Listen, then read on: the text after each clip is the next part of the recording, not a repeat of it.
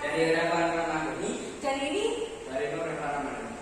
Kali ini kami akan mempresentasikan karya kami yang berjudul Komijel Produk Daur Ulang Limbah Solusi Alternatif Pengendalian Pencemaran Lingkungan.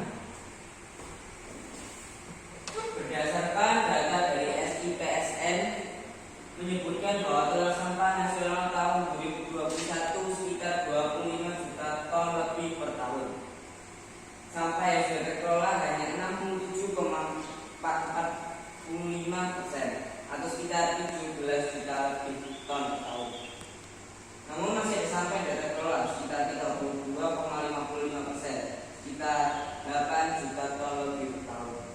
Sampah yang belum terkelola ini berdasarkan sumbernya berasal dari sampah rumah tangga sekitar 40,9%. Sampah rumah tangga ini dilihat dari jenisnya yang kita teliti hanyalah sampah sisa makanan sekitar 29,5%, antara lain ada minyak jelantah dan 6,5% dari logam, antara lain kaleng-kaleng bekas.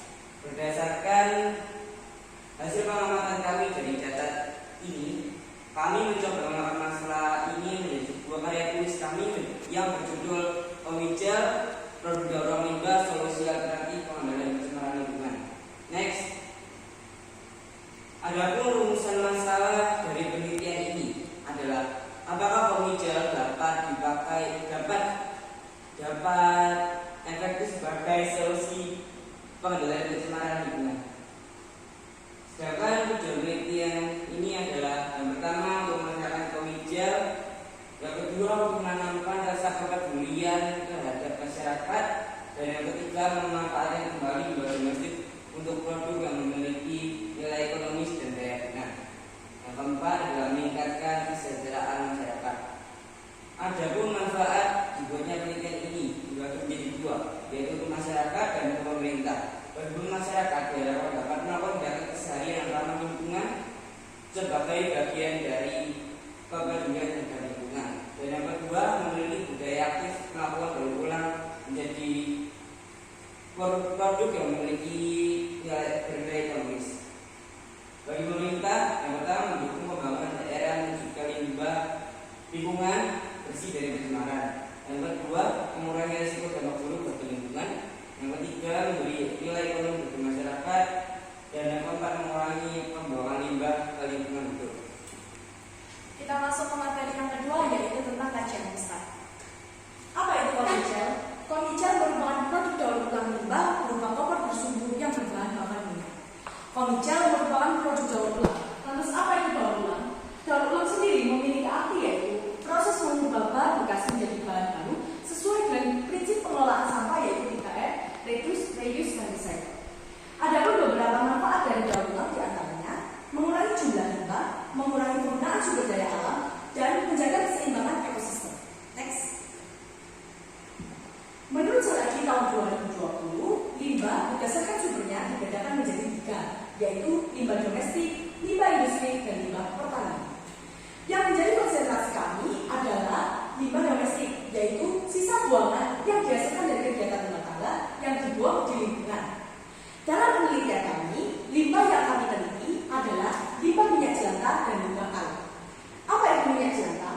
Minyak jelantah merupakan produk limbah yang dihasilkan dari minyak goreng yang sudah digunakan 2 kali untuk menggoreng, dengan ciri-ciri berwarna coklat gelap, keruh, dan berbau. Next. Jika minyak jelantah digunakan secara terus-menerus secara berulang kali, dapat menimbulkan dampak yang merugikan bagi manusia, yaitu diantaranya dampak negatif bagi kesehatan adalah menyebabkan kanker, obesitas, penyakit jantung koroner, dan stroke. Dan juga bisa menyebabkan dampak negatif bagi lingkungan, yaitu mengganggu ekosistem air, menurunkan subsuran tanah, dan membuat sistem drainase buntu. Kita masuk ke materi yang selanjutnya, yaitu tentang limbah kaleng. Apa itu limbah kaleng? Limbah kaleng merupakan limbah anorganik yang sangat sulit diuraikan karena berasal dari lembaran baja yang disalut dengan timah. Jika limbah kaleng dibuang secara sembarangan, dapat merugikan manusia. Memiliki dampak negatif kaleng bagi manusia adalah penumpukan kalium pada darah. Dan juga dampak negatif kaleng bagi lingkungan yaitu dapat menyebabkan banjir dan mengganggu kesuburan tanah. Melihat dari dampak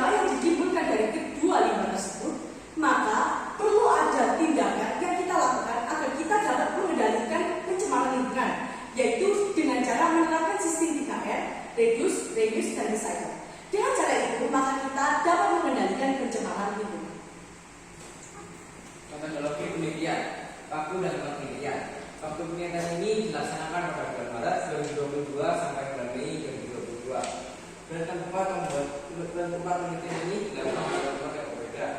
Tempat pembuatan komicel dilakukan di halaman UPD SMP Negeri Gresik dan pelaksanaan ujian genetik di rumah Pantis dan teknik sekolah. Alat dan bahan penelitian. Alat yang dibutuhkan antara lain dengan kaleng, pista, tang, palu, pisau, topeng, tatak, corong, panci, dan penggorengan. Bahan yang dibutuhkan antara lain kaleng-kaleng bekas, sumbu, minyak jelantah, dan spiritus serta cuka. Next. Tahapan penelitian. Pantis terdiri dari 40 orang yang melakukan uji kesukaan atau uji elektronik terhadap komicel. Desain penelitian, metode yang digunakan untuk menguji apakah komicel dapat diterima oleh masyarakat adalah dengan menggunakan uji organoleptik dengan uji elektronik.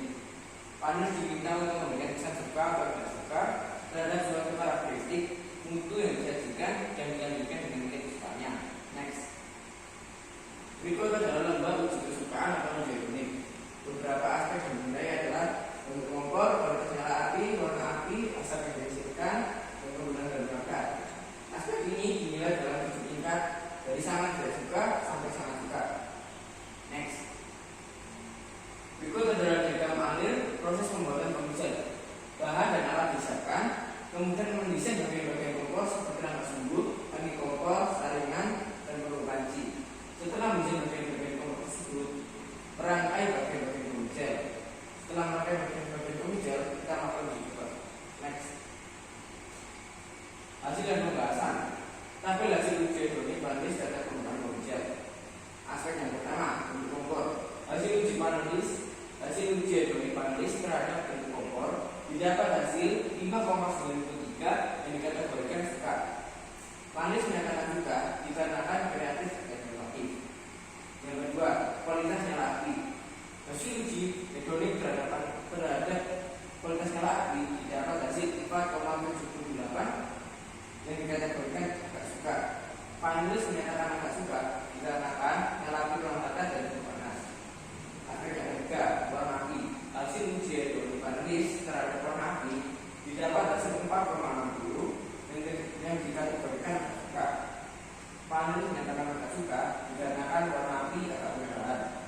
Yang keempat, asap yang dihasilkan. Hasil uji elektronik panelis terhadap asap yang dihasilkan didapat hasil 3,38 yang dikategorikan agak tidak suka. Yang panelis menyatakan agak tidak suka dikarenakan menghasilkan residu pada kunci. Yang kelima, pemakaian bahan bakar. Hasil uji elektronik panelis terhadap pemakaian bahan bakar didapat hasil 5,53 yang dikategorikan suka. Panelis menyatakan suka dikarenakan memang bahan bakar. Kesimpulan dan saran. Kesimpulan.